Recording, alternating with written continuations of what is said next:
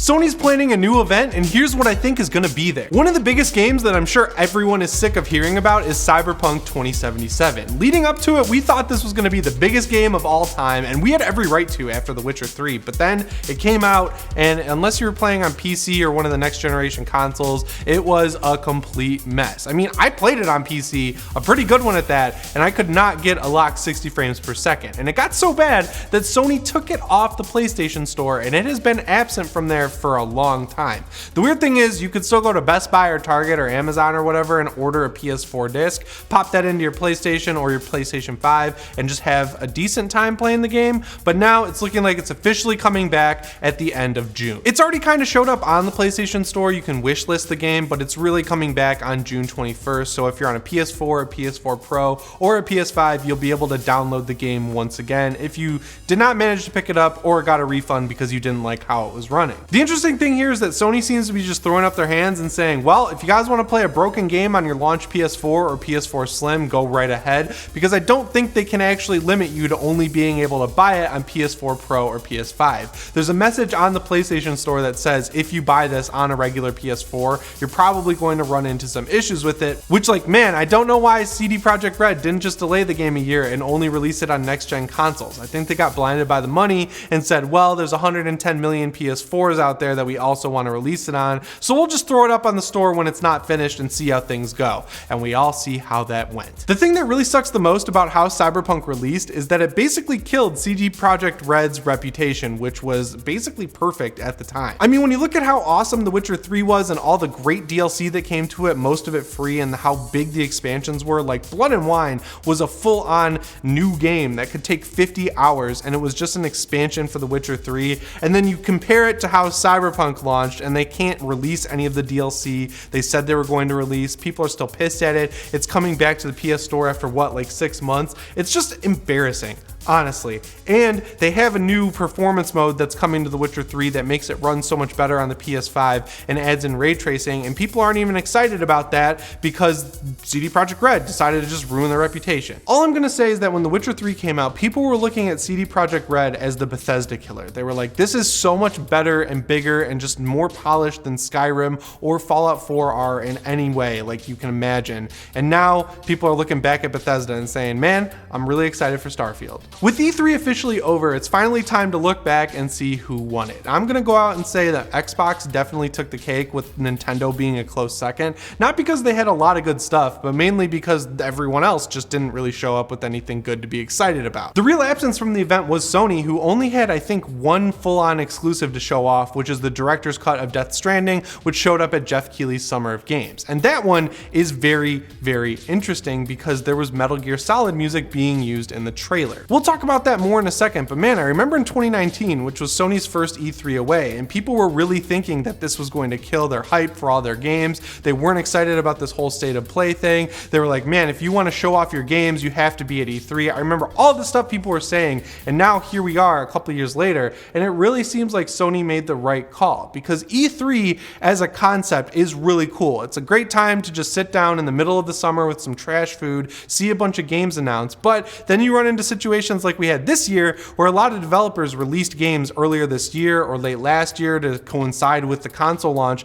and they really have nothing to show, but they're committed to showing stuff off at E3, so then they just come up with weird trailers, or they talk about games that have released over a year ago, or they do a Zoom call like Take-Two did, and it just doesn't really do anything good for your brand. And Sony, on the other hand, just didn't show up, and while they didn't really get a net positive or anything like that, they're really just sitting at a net neutral because no one has anything to say about them. But when you take the fact that Sony was absent from E3 and that we actually don't know what they're making beyond Gran Turismo, Horizon Forbidden West, and God of War, people are kind of starting to talk about what their next event is going to be. Like if we're going to get a blowout state of play or a PlayStation experience or something like that where they can show off a bunch of new games that are coming exclusively to PS5. I'm crossing my fingers for that. There's a Reset Era user named Navtra who actually has a pretty good track record with leaking stuff, and they said we'll just have to wait a couple more weeks to see the next state of play. So if this event event does happen, we're probably going to see stuff like Horizon Forbidden West, we're going to see the next God of War, of course we're going to see Deathloop and Ghostwire Tokyo, which are both coming from Bethesda, which is now owned by Xbox, and that's probably why we didn't hear those games mentioned at all over last weekend, but there's probably going to be some other stuff we're going to hear about. Despite the fact that Microsoft has been buying up a ton of third-party studios, Sony's been combating that by basically buying exclusivity for Final Fantasy games, which honestly I don't think is that big of a deal because for the past few decades, Final Fantasy games have mainly been PlayStation exclusives. So if Sony did have an event like this, we could definitely see Final Fantasy 16, we could see that weird Dark Souls-like game that they announced called Final Fantasy Origin, where they just yelled chaos a lot and wore a t-shirt into a Final Fantasy battle. That was a weird looking game, and I would like to see more of it that actually makes it look cool. But the biggest rumor about what we'll see at the next State of Play is a huge announcement that Sony has picked up a lot of Konami's IP. And if you haven't thought about Konami in a while, which I wouldn't blame you for because they haven't put out a game in a while, they've got franchises like Castlevania, Metal Gear Solid, Silent Hill, and Contra, which are some of the biggest franchises in gaming, depending on how long you've been a gamer. Like, I really like Contra. If you're a 13-year-old, you probably don't even know what Contra is. Now, of course, the big thing that got me thinking about Metal Gear Solid being teased as like a remake from Bluepoint or something comes from that Death Stranding director's cut trailer. Now, it showed some really cool Metal Gear style gameplay. We have the oranges, which are a direct reference to Metal Gear Solid. I finally got it. And then we had Metal Gear Solid music playing underneath the trailer, which of course you can say, oh, Kojima made Metal Gear Solid. He could just put the music in the Death Stranding trailer to tease Metal Gear Solid type DLC for the game, but it is weird that he would have to go to Konami, someone who he has beef with, and say, hey, can I use this music that you own in my trailer for a game that Sony owns? There's a lot of stuff that had to go on behind the scenes there to make that happen that I don't think people are really recognizing. Now, I know some people are saying that that trailer was his little nod to Metal Gear and saying, I've moved on, I'll make Death Stranding my Metal Gear Solid game now, but really, I don't think that's the case because we have to look all the way back to October 29th of 2019 when Bluepoint put out possibly the weirdest tweet of all time. So if you guys don't remember, Bluepoint has sort of made their name in the PlayStation world by not only remaking Shadow of the Colossus and doing a really good job at it, but also remaking Demon's Souls and making that game accessible and run good for once in the history. They deserve a round of applause for that one. But back in October of 2019, they put out a tweet that said, so calm this spooky night, a symphony of rumors, not one but two, return from Shadow, a resistance to dart home as black monsters escape twisted hills to wander lands and siphon souls. Filter your candy collections soft from solid and be eco-friendly. Have a metal Halloween. So just off the top of my head, the franchises I was able to pick out of that tweet are Metal Gear Solid, Siphon Filter, and Castlevania, specifically Symphony of the Night.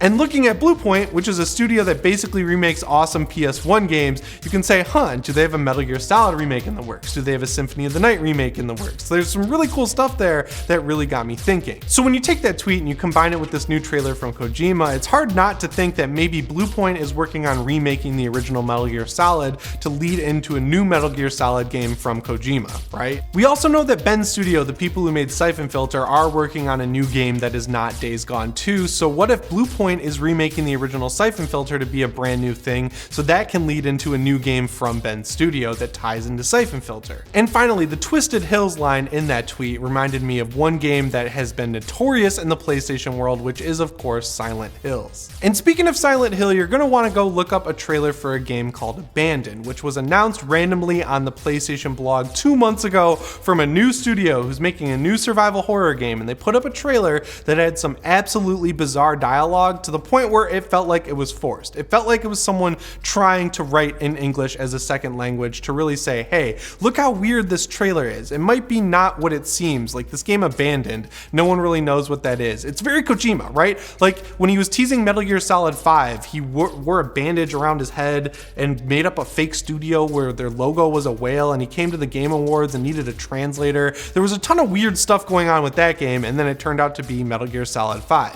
When he announced Silent Hills, they put out the PT playable teaser, and then at the end it turned out to be Silent Hills. And now we've got this weird ass Abandoned trailer that makes it totally seem like it's going to be a new Silent Hill game, and then we've got a tweet from the studio, which is called Blue Box Game Studios, which by the way, no one's ever heard of them, and it says, guess the name. Abandoned equals first letter S, last letter L. What does that put into your head? Silent Hill. It's too crazy to not mean something. And now we've got these rumors that there's going to be an event from Sony in just a couple weeks. We've got this weird ass tweet from Blue Point Studios, and now we've got this other weird tweet from Blue Box Studios, and we've got this weird trailer from Blue Box Studios. All I'm saying, all of this is going to come together. I really think we are going to see a revival of Konami, and it's going to be on PlayStation 5 exclusively. But the one cool thing there is that Konami is one of the most money-hungry people in the industry, so if Sony wants to throw a bunch of money at them, they can make these games exclusive in perpetuity, and that will be a really good combat to Xbox and Game Pass, which is exactly what Sony needs right now. Some awesome franchises, some awesome games beyond their own first-party stuff, and stuff that Xbox just really can't get, that Xbox players are going to want to get. But yeah, guys, that's all I have for you today on PlayStation 5 conspiracies. Let me know what you thought of all of them down in the comments below, and remember, if you want to stay PS ready,